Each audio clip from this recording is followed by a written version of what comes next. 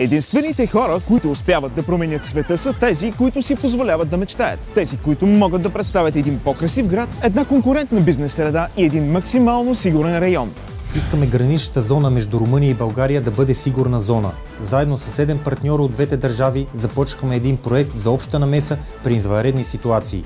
Използваме всичките 9,7 милиона евро от европейските фондове, за да намерим най-добрите методи от гледна точка на бедствията, които да приложат както румънските спасителни екипи, така и българските.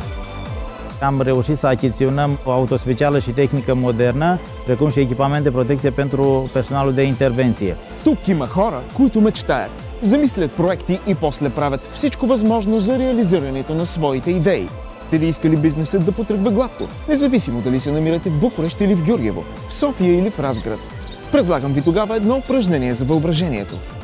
Ar trebui să fim mai bine promovați, să afle oamenii de produsele noastre. Am avea nevoie de parteneri noi, să ne susținem reciproc pe piața internațională.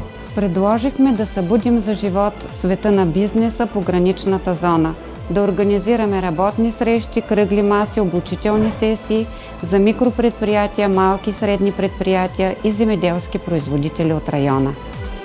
Împreună am putea participa la târguri și foruri de afaceri, ne-am putea promova prin campanii comune, am putea stabili strategii de marketing valabile atât pentru oamenii de afaceri din România, cât și pentru cei din Bulgaria.